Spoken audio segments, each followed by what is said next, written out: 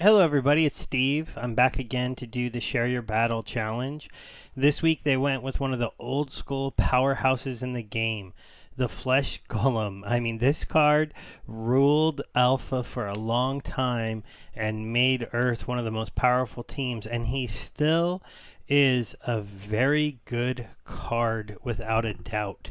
And one of my regrets being somebody who was around in Alpha is I only got him to level 7, but I do have a level 7 alpha.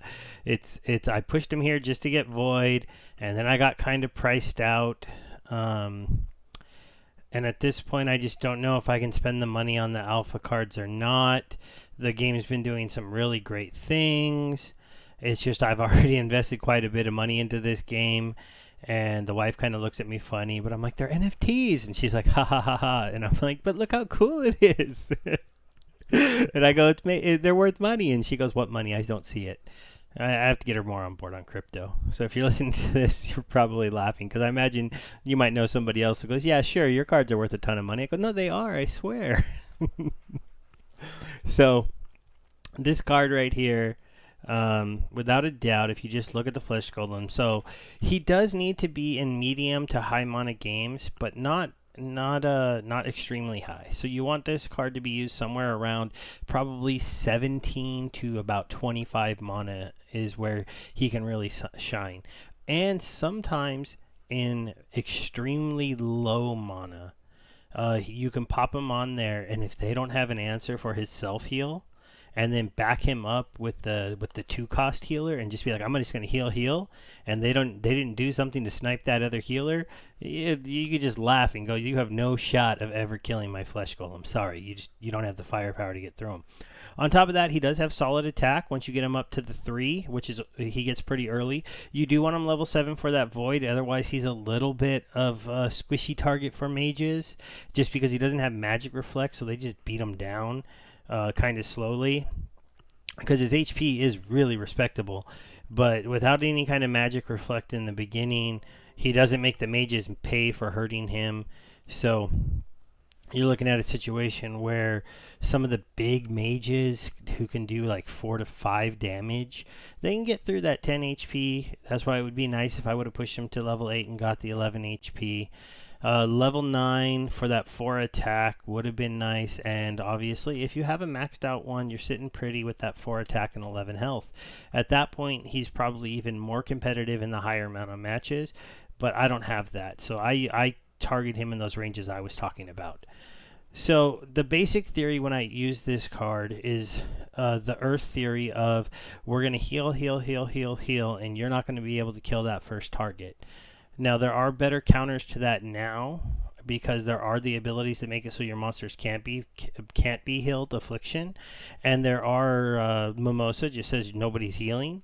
There's also the no healing game modes, but just imagine a time when none of that existed, and you could not stop the Flesh Golem from healing himself, and you could not stop the spirit of the forest from healing him as well. And then imagine trying to pound this guy to death with a heal at the beginning of the turn and in the middle of the turn. Every time, almost all the time. It was a nightmare, and that's one of the reasons why I started buying him up as quick as I could. He was never that cheap for me because when I first got into Splinterlands, I was a brand new account, 200-ish Steam power. I was not making big money. I'm now to the point where I'm making a little bit more money, but now he is not a cheap card. Let's just go take a look. How much for an alpha? There's no singles for sale. But they're going for 90 cents a card if you're willing to buy a big one and fork out one of these. And then you can get them for, if you only want to buy 4, you can get them for $1.13 a card. Yeah, I can tell you one thing. Any of us that played this game in alpha, we are sad we didn't buy more cards, without a doubt. Let's go ahead and get to the battles, right? Because that's what we're all here to see. I have 2 battles to show you. I'm going to go through them relatively quickly. I'm going to show you that you can use him with the dragon team in a melee lineup that also has some healing behind it. But it was a pretty good fight against a strong team, and my team was pretty victorious. I always like to be able to show strong matches. And then the other matches I'm going to show you was just a classic. If you don't, you don't have enough damage to kill me. It was a little bit dicey on the second fight, but I did win. See, win-win. It's so hard with Earth, isn't it? Or with Flesh Golem, you want to use them in a battle, you just win-win. You go, all right, I'm done. It's kind of funny. But let's go ahead and bring these up. And this is a Champion League, too. So these, my level 7 Flesh Golem is running around in Champion League, helping me dominate fights. So here I ran into a level 8 Flesh Golem, so he's got that 1 extra HP. I think the reason why this fight ends up going in my favor for sure is that it was a higher mana match, and for some reason he decided to throw Mech Goblin, or Goblin Mech in that second position. I don't know. Maybe this was a bot account. It's all maxed out in the back row. Really nice, big, strong monsters. As you can see, I'm going for kind of that. I almost maxed it out, but I didn't spend all the money at the end, right? A bunch of level 3 legendaries, the level 7 Flesh Golem, and the maxed out rewards card. But I have the Dragon Jumper. I put him in there because I wanted him to go target anybody annoying that was little that might be in the game. I put the Flesh Golem there with the Spirit of the Forest for the double heal on the tank. I put the Mage here for his self-heal to take any sniper hits and be able to take care of himself. Also, just to, he does good damage. I didn't really play him to be able to do last stand in that position. He's not going to be a last monster. But if he got into the front row, I have one more double healing there with the Spirit of the Forest healing him and him healing himself. And then on the back end, to make sure there was absolutely no way you were going to snipe him down, I threw in the Scale Doctor to be able to use Triage to heal him again if necessary. Also, just in case there was any kind of sneaky monsters going around, I gave him a big target to hit at the end with 7 life that would be self-healing himself. And I threw this guy out here because he's just an all-star, really solid damage for 4. And the idea here is we got some front row hitters. I almost wish Spirit of the Forest didn't have Sniper, because when I put her in here just because this was high mana. I wanted the armor. I wanted the second healer. It just made sense to do it.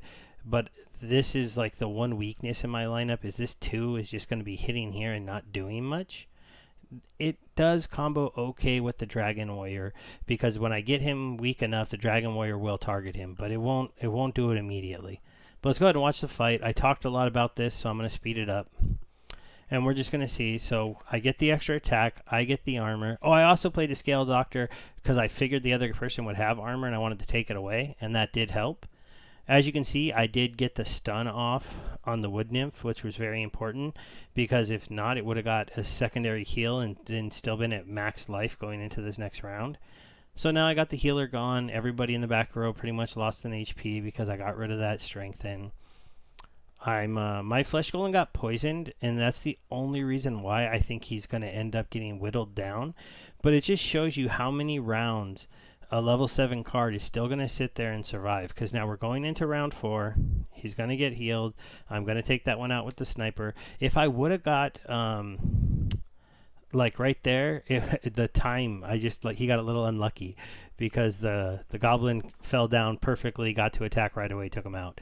But he did sit there. He did his job. He made it through 4 rounds. He let me go and have my Dragon Jumper do what I wanted to do, which was fly around, hit a bunch of other targets. And now I got the flying tank up in the front. And you can see my sniper target there. He never was really in any kind of danger. And my lower level team just completely dominated that. You could say I was using legendary monsters a lot more than him, so that's a reason why. Now I'm going to show you one of those times where you kind of just throw him in low mana, and he wins. Because he can win all by himself in a low mana match if he's not going up against somebody else who's healing, or who can hit as hard as he can, because he can hit for 3 and have the mana. So my lineup I went with here. I put him in the front. Let me just bring up the rule set.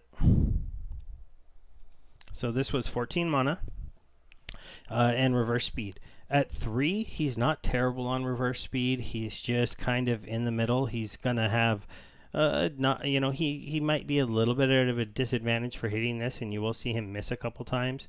But that does help him survive. this card here, the only thing that I was afraid of is multiple stuns. And it had to be multiple stuns because I had a healer in the back row that was going to be able to get off a couple heals before the voids, the magic backs killed. That's one of the nice things about this one. And then I put this card here and this card here because I was protecting the healer from being able to be targeted by anything other than really nothing in the beginning, right? An opportunity or sneak monster would go here. Snipers would go here.